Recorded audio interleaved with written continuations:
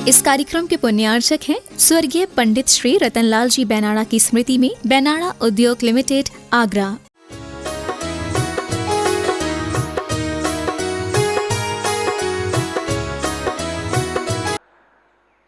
शिक्षाप्रद उपदेश को सुनकर के हम जीवन को बदल सकते हैं, लेकिन जैसा ही पूछा गया, बदलाव तो आ रहा है, लेकिन अभी भी बहुत सारी कमियां हैं जो दूर नहीं हो पाती हैं। उन कमियों को कैसे दूर करें? तो एकदम से सोच करके कोई भी व्यक्ति 100% परफेक्ट नहीं बन सकता। जैसे कहा जाता है, बादाम का हलवा खाए दूसरे दिन पहलवान हो जाते हैं। आज आपने खूब अच्छे से बादाम का हलवा खा लिया, तो नेक्स्ट डे वो व्यक्ति अपनी बॉडी को पूर्ण गठित, व्यवस्थित, बलिष्ठ नहीं बना सकता। उसके लिए समय की आवश्यकता होती है, प्रैक्टिस की आवश्यकता होती है, अच्छे विचारों को सुनने की, पुनः पुनः बार बार सुनने की आवश्यकता होती है। Practice makes a man perfect, एक सूक्ति आती है। अभ्यास व्यक्ति को परफेक्ट बना देता है। जैसा हमारा अभ्यास होगा, जितना अधिक अभ्यास होगा, उतने ही हमारे मन में रहने वाले गलत भाव दूर होते चले जाएंगे।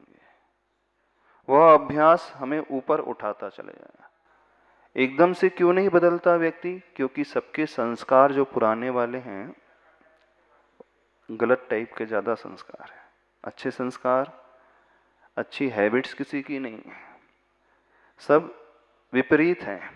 तो उन पुराने संस्कार को छोड़ने में, नए संस्कार को उत्पन्न करने में, अपने पूर्व के नेचर को बदलने में और अच्छे व्यवस्थित नेचर को बनाने में थोड़ा वक्त तो लगता है, समय तो लगता है, थोड़ी प्रैक्टिस लगती है। तो जैसे जैसे हम अच्छे विचारों को प्रतिदिन सुनेंगे, उस मोटिवेशनल स्पीच को सुनेंगे, गुरुओं के प्रवचन को सुनेंगे और अच्छे साहित्य की संगति में आएंगे और अच्छे लोगों के साथ उठना बैठना शुरू करेंगे, तो देखना बहुत जल्दी विकास अंतरंग से हो जाएगा। हाँ। महाराज श्री रेणु जैन सूर्यनगर से चरणों में बारंबार नमोस्तु करते हुए, उनकी शंका है महाराज जी, हम बच्चों की हर ज़रूरत को पूरा करते हैं, उन्हें समझते हैं, हर कदम पर उन्हें सपोर्ट करते हैं, लेकिन जब वही बच्चे बड़े हो जाते हैं तो कहते हैं उन्हें उनकी लाइफ में स्पेस चाहिए। गुरुदेव, इसी सिचुएशन में इन्हें हर एक को अपनी लाइफ में एक स्पेस चाहिए, है ना। प्रॉपर पेरेंटिंग जब होती है, सही देखभाल होती है, तो बच्चे का विकास भी सही होता है। बहुत ज़्यादा रेस्ट्रिक्शन रखने से भी बच्चे में विद्रोह की भावना जागृत हो जाती है। बहुत ज़्यादा बंधन में रखने से वह पीड़ित होने लगता है। तो पूज्य गुरुवर एक बात कहते हैं, यदि हम किसी को बदलना चाहते हैं तो बंधन भी एक लिमिट तक और थोड़ी सी लिबर्टी भी उसे दें, उसे मौका भी दें थोड़ा सा बाहर निकलने का। जैसे पतंग उड़ाई जाती है, उस डोर के माध्यम से ढील भी दी जाती है और आवश्यकता पड़ने पर उसे खींचा भी जाता है। ऐसा नहीं है उड़ाना है तो वो छोड़ते ही चले जाओ धागे को, डोर को। उड़ाइए कभी पतंग। जिन बच्चों ने पतंग उड़ाई है, कैसे उड़ाई जाती है? उस जिसे मंजा कहा जाता है, डोर कही जाती है, थोड़ी देर ढील, फिर जब उसकी दिशा नीचे की ओर होने लगती है पतंग की, तो फिर खिंचाव भी होता है, खींचा भी जाता है। और जब उसकी दिशा ऊपर की ओर होने लगती है, पुनः ढील दी जाती है। तो जहां आवश्यकता पड़े थोड़ी लिबर्टी दें, जहां आवश्यकता पड़े थोड़ा सा खींच करके भी रखे, यानी थोड़ी डांट, थोड़ा प्यार मिला करके जब बैलेंस होता है, तो वह बच्चा, देख लेना, वो बंधन भी महसूस नहीं करेगा और पूर्ण आजादी भी, स्वच्छंद भी नहीं होगा। उसकी लाइफ जो है बहुत बैलेंस बनेगी। यानी बच्चों के विकास के लिए, आगे बढ़ने के लिए बहुत संभल करके कदम उठाए जाते हैं, इस बात का ध्यान रखना। सुनीता जैन सहारनपुर से चरणों में बारंबार नमोस्तु करते हुए उनकी शंका है महाराज श्री, इस कोरोना महामारी का डर मन से कैसे निकालें, कृपया मार्गदर्शन करें। विगत 1-1.5 महीने से लगभग इसी विषय पर हम बोल रहे हैं, भय को कैसे जीता जाए, भय के ऊपर विजय कैसे प्राप्त की जाए, महामारी का डर मन से कैसे निकाला जाए। क्या डरने से परिस्थिति बदल जाती है? डरने से परिस्थिति बदलती नहीं है, बद से बदतर और हो जाती है, बैड से वर्ष और वर्ष से वर्स्ट और हो जाती है। किसी भी परिस्थिति को यदि वो विपरीत है, सामने आ रही है, खुले दिमाग से उसे पहले देखना सीखें। जब तक हम प्रॉपर तरीके से उसे एनालाइज नहीं करेंगे, देखेंगे नहीं, समझेंगे नहीं, तो छोटी सी प्रतिकूलता हमारे लिए बहुत भारी पड़ जाती है। और प्रॉपर तरीके से देखने लगेंगे तो हर समस्या का हमारे पास समाधान भी अवश्य मिल जाएगा, हर प्रॉब्लम का हमारे लिए सॉल्यूशन मिल जाएगा। तो डरने से तो हम छोटे से प्रॉब्लम को बहुत विस्तृत रूप दे देते हैं, और निर्भय होकर के जब देखते हैं तो वह समस्या अपने आप धीरे धीरे शांत हो जाती है। वो कैसे हैं, उसके लिए बहुत अच्छा एक उदाहरण आता है। डर बिल्कुल, भय कैसा है, कुत्ते की भांति होता है। रास्ते में आप चल रहे हो, कुत्ता भौंकना शुरू करता है। जब आपको डर लगता है, आप दौड़ना शुरू करते हैं, तो वो भी पीछे और तेजी से दौड़ने लगता है। कभी देखा है? जितना और तेजी से भागोगे, वो और तेजी से आपके पीछे पीछे भौंकते हुए आएगा। लेकिन आप थोड़ी दूर जाकर खड़े हो जाओ, रुक जाओ, फिर क्या होगा? वो कुत्ता अब भागेगा नहीं, आसपास आएगा और अब भौंकना भी बंद कर देगा। तो जितना हम भागने की कोशिश करते हैं, वो परिस्थिति उस कुत्ते की भांति हमें और भगाती है, डराती है, भौंकती है। तो कुत्ते से जीतने का उपाय क्या है? बस खड़े हो जाओ, फिर आप नहीं, वो डरेगा। कभी आजमा करके देख लेना, ऐसी होता है कि नहीं? हाँ, बच्चों को डर लगता है थोड़ा सा, बड़ों को भी लगता है, लेकिन हम स्थिर होकर के खड़े हो जाएंगे तो फिर वो कुछ नहीं करता। भय भी बिल्कुल ऐसा ही है, चाहे वो कोरोना का भय हो, चाहे किसी और का भय हो। हम अंतर से सोचने लगे अब क्या होगा, अब क्या होगा, तो गए काम से, वो और डराएगा। उस कुत्ते की भांति है। और हम साक्षी भाव से थोड़ा सा एनालाइज करने लगे तो हमें उस बीमारी का समाधान भी मिलेगा, हमें गाइडेंस भी मिल जाएगा, सही डॉक्टर भी मिल जाएंगे। और जब हम स्थिर होकर के खड़े हो जाते हैं तो इंटरनली हमारी बॉडी में क्या होता है, कुछ ऐसे एंजाइम्स हैं जो निर्भय जब हम रहते हैं तभी निकलते हैं, और वो एंजाइम्स हमारी रोग प्रतिरोधक क्षमता बढ़ाते हैं। देखना, विज्ञान, मेडिकल साइंस ये बोलता है, जब व्यक्ति स्थिर होकर के एनालाइज करने लगता है, यानी काम डाउन रहता है, शांत रहता है, तभी हमारी बॉडी से कुछ ग्रंथियों से कुछ रसायनों का स्राव होता है। और वो रसायन जो होते हैं वो बहुत पावरफुल होते हैं, वो अच्छे एंजाइम्स माने जाते हैं जो लड़ने में सहायता प्रदान करते हैं रोगों से, बैक्टीरिया से। और जैसे ही हमारे भीतर डर पैदा होता है तब भी कुछ और प्रकार के एंजाइम्स निकलते हैं, लेकिन वो नेगेटिव इफेक्ट डालते हैं। वो एंजाइम्स का जो सिक्रीशन होता है वो हमारी प्रतिरोधक क्षमता को और घटा देता है ना, हमारी जो आंतरिक शक्ति थी उसको नष्ट कर देता है। पहले से परिस्थिति विपरीत थी, हमारी शक्ति भी घट गई, तो दोनों ही तरीके से हम लॉस में रहते हैं। तो डरने से कुछ समाधान नहीं निकलेगा। थोड़ी देर स्थिर होकर के देखो तो सही, समझो तो सही, समझने के पश्चात हमारा शारीरिक रूप से भी विकास होगा, हम बढ़ेंगे आगे, और बाहर भी अपने आप हमें ऐसे लोग मिलते चले जाएंगे जो हमारे लिए सहायता प्रदान करेंगे। दीपांशु जैन गढ़िया MP से चरणों में बारंबार नमोस्तु करते हुए उनकी संख्या महाराज श्री, मेरा भाग्य कभी मेरा साथ नहीं देता, जो भी निर्णय लूँ गलत हो जाता है, आध्यात्मिक क्रियाओं से भी शांति नहीं मिलती। अभी मैं 18 साल का हूँ लेकिन कुछ पैसे नहीं कमा सकता, ऐसा क्यों? कृपा मार्गदर्शन कर। ये तो हर बच्चे सोचते हैं ना, लक जो है फेवर नहीं करता है।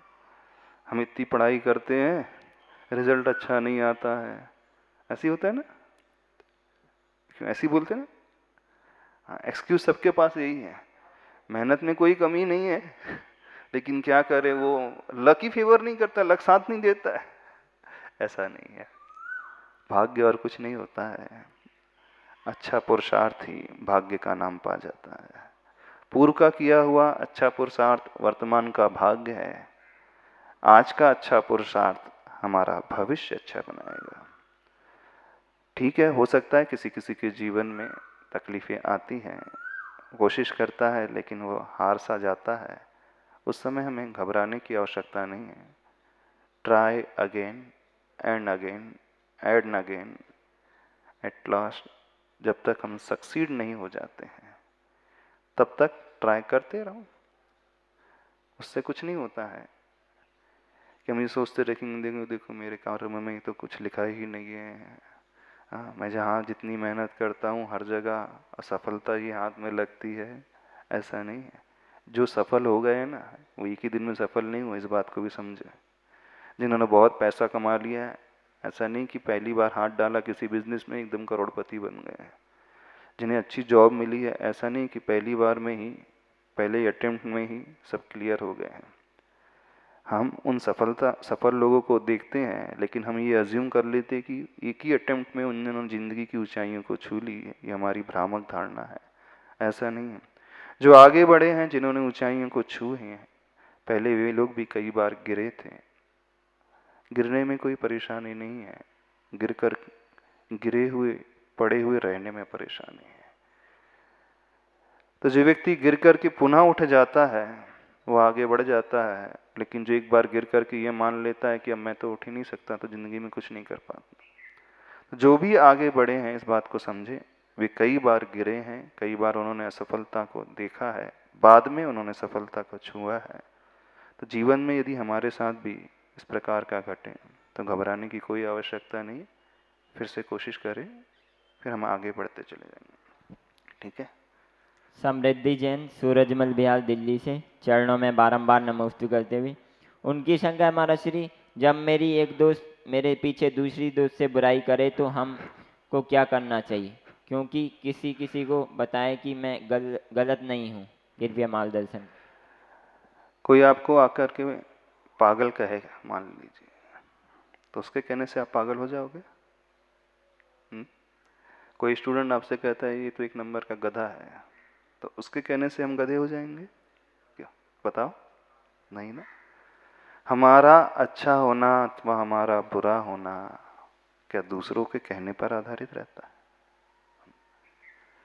कोई आपकी खूब प्रशंसा करने लगे, आप जैसा इंटेलिजेंट स्टूडेंट तो मैंने लाइफ में नहीं देखा, आप जैसा बहुत अच्छा इंसान तो मैंने ज़िंदगी में नहीं देखा, कितना हेल्पिंग नेचर है, आप कितनी केयरिंग करते हैं सबकी, और हमें पता हम ज़्यादा कुछ नहीं करते, तो उसके कहने से हम बहुत इंटेलिजेंट हो जाएंगे?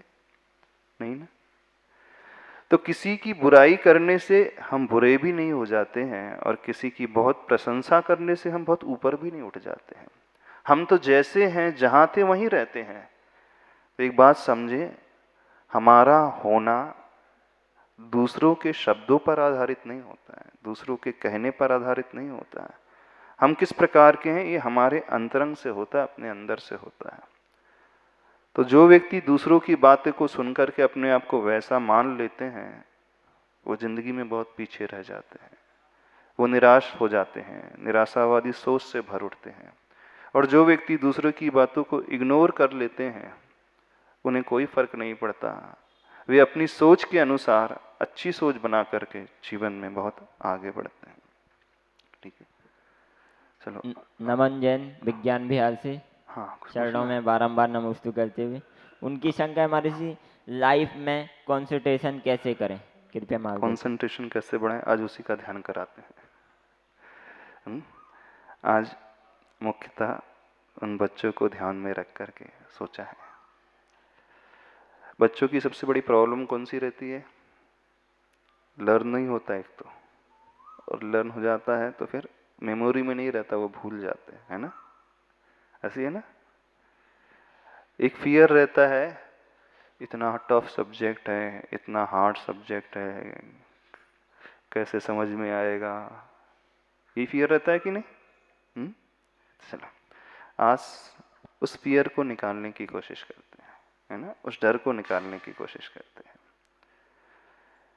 जैनागम में बहुत सारे ऐसे मंत्र हैं, ऐसे ध्यान के तरीके हैं जिसका आलंबन लेकर के हम अपने मेमोरी पावर को भी बढ़ा सकते हैं, ज्ञान की शक्ति को भी बढ़ा सकते हैं, आंतरिक शक्ति का विकास कर सकते हैं। आज 4 बातों को ध्यान में रखते हुए बहुत इजी तरीके से, सरल तरीके से बच्चों के लिए ध्यान करेंगे। 4 चीज़ें कौन सी हैं जिससे उनका विकास होगा? एक तो उनकी अंदर की शक्ति, पावर। दूसरा, उनकी वाणी की शुद्धता, वचनों की शुद्धता का प्रोनाउंसिएशन। तीसरा, उनकी एनालिटिकल पावर, विश्लेषण करने की क्षमता, उनकी कैपेसिटी में एनहांसमेंट कैसे हो, कैपेसिटी को लेकर। चौथा, विनय। इन 4 बातों को लेकर के आज बहुत छोटे से मंत्र के माध्यम से आप इसका फर्क अपने जीवन में देखना, ठीक है? तो सभी बच्चों को एक प्रैक्टिस करना है, बहुत इजी तरीका से बता रहे हैं। सरस्वती स्तोत्र आता है, यदि बच्चों ने पढ़ा हो। उस सरस्वती स्तोत्र में एक सबसे प्रमुख बात आती है ज्ञान के विकास के लिए, वाणी की शुद्धता के लिए, वचन की शुद्धता के लिए ऐम बीजाक्षर आता है। तो एक ओम, ऐम, अरहम और विनय के प्रतीक स्वरूप नमः, इनके माध्यम से देखना सारे बच्चे लोग, ओम बीजाक्षर, बहुत ध्यान से सुनना सभी बच्चे। ओम बीजाक्षर जो है शक्ति बीजाक्षर माना जाता है। कौन सा बीजाक्षर? शक्ति को बढ़ाने वाला, हमारे पावर को वह इंक्रीज करने वाला होगा। तो आज सभी बच्चों को अपनी नाभि में ओम बीजाक्षर का चिंतन करना है, बोलना है, सफेद रंगों में लिखा हुआ देखना है। किस प्रकार से देखना है? जैसे एलईडी बल्ब होता है ना, लाइटिंग होती है, देखिए ना एलईडी लाइटिंग, जब वो जलती है तो उसमें से प्रकाश बाहर आता है, प्रकाश उसमें से बाहर फूटता है, वो कांति, वो चमक बाहर। तो सभी बच्चों को एक पुरुषार्थ करना है, अपनी नाभि वाले स्थान में उस ओम बीजाक्षर को रखना है, चमकते हुए सफेद रंग में इमेजिन करना है जैसे ओम के आकार में वो एलईडी लगी हुई है अंदर ही अंदर। दूसरी चीज एम बीजाक्षर है, एम समझते हो? हिंदी वर्णमाला में ए लिखा जाता है, उसके ऊपर मात्रा, फिर उसके ऊपर अनुस्वार बिंदी, एम बीजाक्षर। एम बीजाक्षर जो हमारे लिए वाणी की शुद्धता का काम करता है, सरस्वती को प्रकट करने वाला माना जाता है, अंदर से ज्ञान को प्रकट करने वाला माना जाता है। तो अपने मुख में, दोनों होठों के बीच में, मुख में, जिह्वा के टिप पॉइंट पर वैसे ही चमकते हुए वर्ण में एम बीजाक्षर उस प्रकाशमान जैसे एलईडी से लिख करके देखना है भीतर ही भीतर। एम कहां पर देखोगे? मुख के दोनों लिप्स के बीच में जहाँ टंग होती है, टंग का टिक पॉइंट है वहाँ पे। तीसरा जो बीजाक्षर है अरहम बीजाक्षर। अरहम बीजाक्षर को ज्ञान केंद्र में रखना है। ज्ञान केंद्र कहाँ? ये जहाँ बिंदी लगाते हैं, तिलक लगाते हैं। जिनकी मेमोरी बहुत शार्प रहती है उन लोगों का ज्ञान केंद्र बहुत एक्टिवेट रहता है, और जिनका ज्ञान केंद्र एक्टिवेट नहीं रहता है, ध्यान से देखना, वह सुप्त रहता है, जागृत नहीं रहता है, तो उनकी मेमोरी पावर भी बहुत वीक रहती है। तो ज्ञान केंद्र को एक्टिवेट करना है यहाँ पर, और यहाँ पर ध्यान लगाना है अरहम बीजाक्षर को यहाँ पर रखते हुए। पहले वही सफेद रंग में चमकते हुए जैसे एलईडी से लिखा है।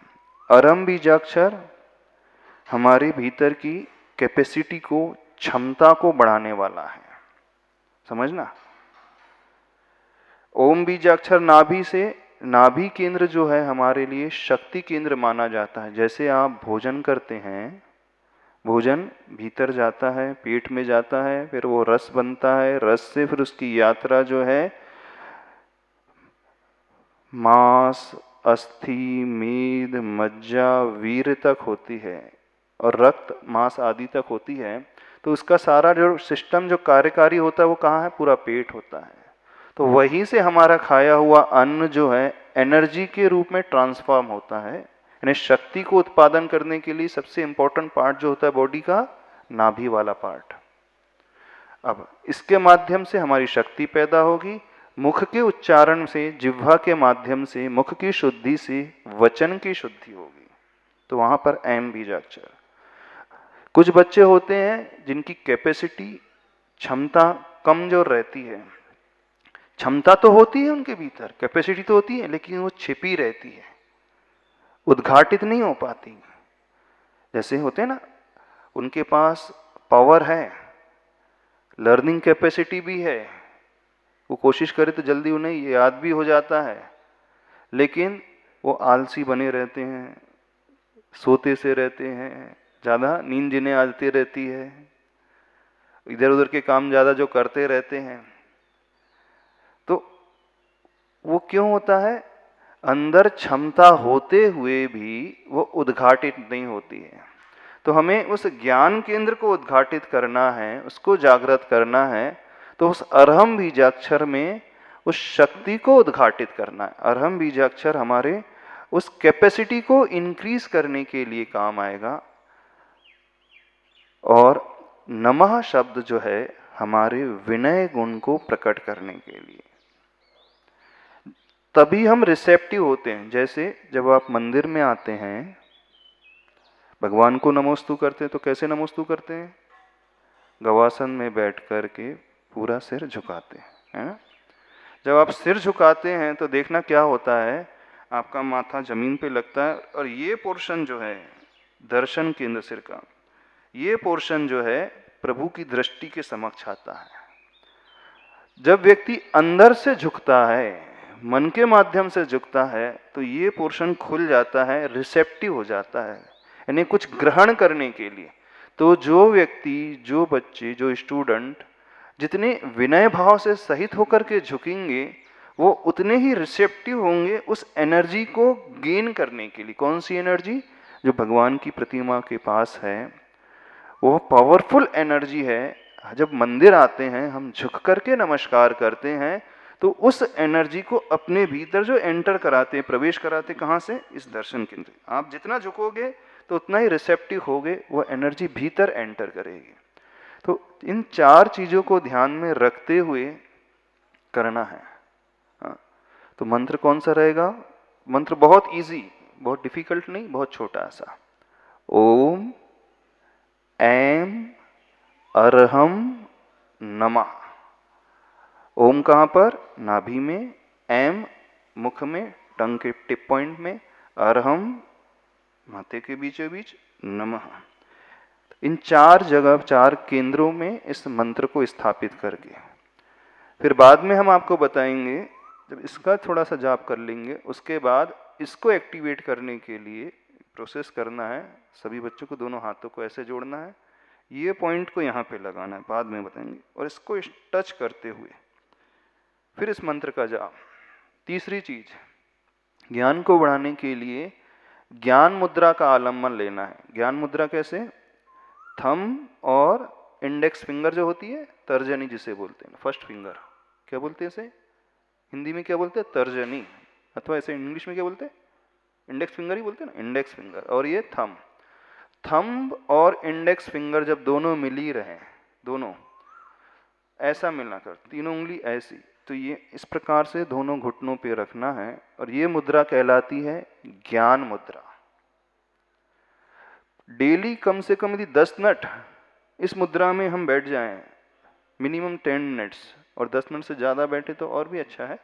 तो जिन बच्चों का ज्ञान वीक है, मेमोरी पावर वीक है, उन बच्चों को क्या करना है? ज्ञान मुद्रा को लगाना है, यानी अंगूठे और इस इंडेक्स को मिलाकर के, इंडेक्स फिंगर को मिलाना है, और तीनों उंगली ऐसे रखना है, घुटनों पे रखना है।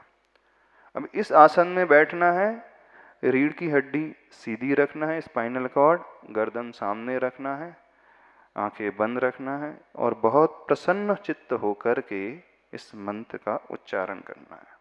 समझ में आ रही प्रोसेस? फर्स्ट टाइम बच्चे लोग आए, देख रहे हैं। अब इस ध्यान की प्रक्रिया को मिनिमम 10 मिनट्स तो करना ही है डेली। इससे आप देखना आपका बहुत विकास होगा, आपके लाइफ में बहुत ज़्यादा चेंजेस आएंगे। समझ रहे? तो सर्वप्रथम स्टार्टिंग करते हैं 5 मुद्राओं से। सभी बच्चे लोग देखेंगे। पहली मुद्रा है अरिहंत मुद्रा। जो बच्चों ने आज तक देखा नहीं है तो इस क्रिया को करना है। जो बच्चों ने देखा है ध्यान के तो वो बहुत अच्छे से जानते ही हैं, नहीं तो जो फर्स्ट टाइम देख रहे हैं, शुरुआत करना मॉर्निंग में डेली समय निकालना है। पहले सीधे ऐसे आसन में बैठे, पद्मासन में बैठ सकते हैं जो बच्चे, पद्मासन में बैठ जाओ। पद्मासन मतलब जैसे भगवान की प्रतिमा होती है मंदिर में, बच्चे तो बहुत अच्छे से बैठ सकते हैं पद्मासन में, बड़े बूढ़े नहीं बैठ सकते, वो तो सब ढीठ हो गए, है ना। उनकी हड्डी भी कड़क हो गई है, मन भी कड़क हो गया, वो झुकता ही नहीं है। हाँ, लेकिन जो फ्लेक्सिबल होते हैं वो बहुत इजीली पद्मासन लगा लेते हैं। और अभी तो मंत्र का उच्चारण करना है, ओम ऐम अरहम नमः। आज इस मंत्र से अपन करेंगे। सीधे हाथ दोनों रखते हुए, स्ट्रेट, कानों से मिला करके सीधे, ओम ऐम अरहम नमः। 9 बार करना है ऐसे सीधे रख के। हम तो ऐसे ओम ऐम अरहम नमः, ओम ऐम अरहम नमः, ओम ऐम अरहम नमः, ओम ऐम अरहम नमः, ओम ऐम अरहम नमः, ओम ऐम अरहम नमः। रिलैक्स। नमः, ओम ऐम अरहम नमः, ओम ऐम अरहम नमः, ओम ऐम अरहम नमः, ओम ऐम अरहम नमः, ओम ऐम अरहम नमः, ओम ऐम अरहम नमः, ओम ऐम अरहम नमः। रिलैक्स स्लाइटली ऊपर। ओम ऐम अरहम नमः, ओम ऐम अरहम नमः, ओम ऐम अरहम नमः, ओम ऐम अरहम नमः, ओम ऐम अरहम नमः, ओम ऐम अरहम नमः, ओम ऐम अरहम नमः, ओम ऐम अरहम नमः। हम नमः, ओम ऐम अरहम नमः, ओम ऐम अरहम नमः,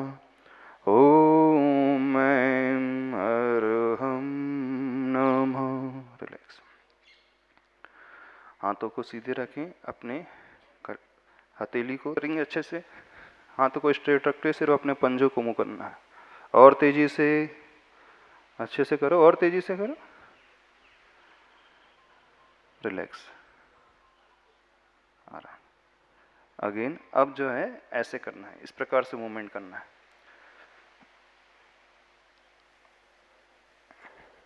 अच्छे से करो, तेजी से करो। सभी बच्चे लोग, सभी लोग करेंगे अच्छे से।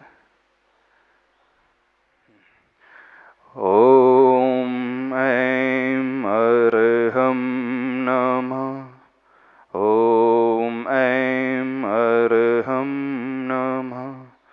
ओम ऐं अर्हं नमः। ओम ऐं अर्हं नमः। ओम ऐं अर्हं नमः। ओम ऐं अर्हं नमः। ओम ऐं अर्हं नमः। ओम नमः। रिलैक्स। अब सीधा आसन लगाना है। अपनी स्पाइनल कॉर्ड सीधी रखें, गर्दन सामने, आंखें बंद, गहरी सांस लेना है। नाभि तक सांस को लेकर के जाना है, फिर ओम का उच्चारण करना है। मात्र आज ओम का केवल उच्चारण करना है। ओम।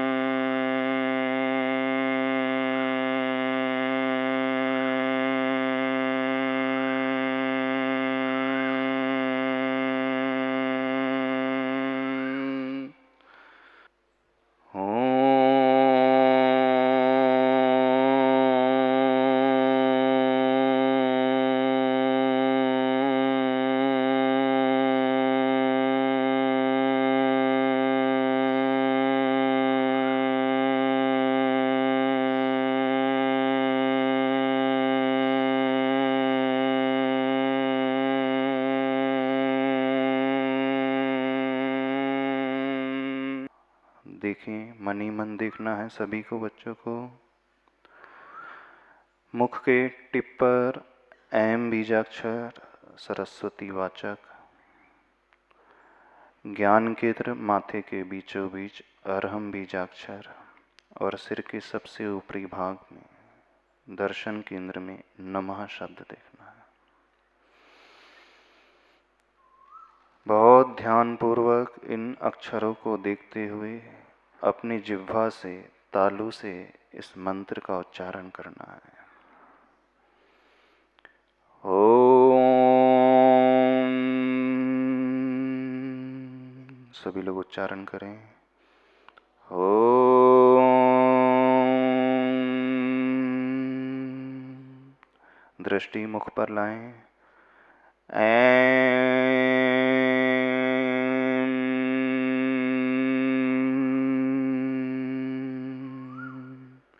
सफ़ेद चमकते हुए वर्ण में इन बीजाक्षर को देखना है।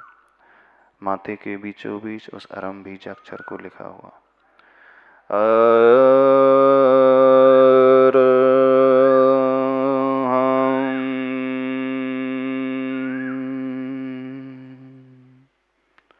सिर के सबसे ऊपरी भाग में नमः लिखा हुआ देखें। नमः ओम ऐं अरहं नमः। इन 4 केंद्र में दृष्टि लाते हुए बहुत अच्छे से प्रसन्न चित्त होकर ओम ऐं अरहं नमः। ओम ऐं अरहं नमः। नाभि, मुख, माथे के बीचों बीच और सिर के सबसे ऊपरी भाग में सफेद प्रकाशमान इन अक्षरों को देखें, उस प्रकाश को फैलते हुए शरीर के चारों ओर। ओम ऐं अरहं नमः। ओम ऐं अरहं नमः। ओम ऐं अरहं नमः। ओम ऐं अरहं नमः। सभी उच्च। ओम ऐं अरहं नमः। ओम ऐं अरहं नमः। बोलो। ओम ऐं अरहं नमः। ओम ऐं अरहं नमः। ओम ऐं अरहं नमः। ओम ऐं अरहं नमः। ओम ऐं अरहं नमः। ओम ऐं अरहं नमः। ओम ऐं अरहं नमः। तेजी से। ओम ऐं अरहं नमः। ओम ऐं अरहं नमः। ओम ऐं अरहं नमः। ओम ऐं अरहं नमः। ओम ऐं अरहं नमः। ओम ऐं अरहं नमः। ओम ऐं अरहं नमः। ओम सभी बोलेंगे। ओम ऐं अरहं नमः। अपने अंगूठों को स्पर्श करें। इस माथे के बीचों बीच से सफ़ेद रंग में क्लॉकवाइज डायरेक्शन में घूमते हुए इस मंत्र को इमेजिन करते हुए बोलना। ओम ऐं अरहं नमः। दोनों हाथों लिखो रहेंगे। ओम अरहं परम शांति। ओम अरहं परम शांति। ओम अरहं परम शांति। इस पूरी ऊर्जा को अपने शरीर से स्पर्श करते हुए लें। एक्सेस एनर्जी को संसार के कल्याण के लिए संप्रेषित करें। बोलिए महावीर भगवान की जय। संत श्रोमणी आचार्य भगवान गुरुदेव विद्यासागर जी महाराज की जय।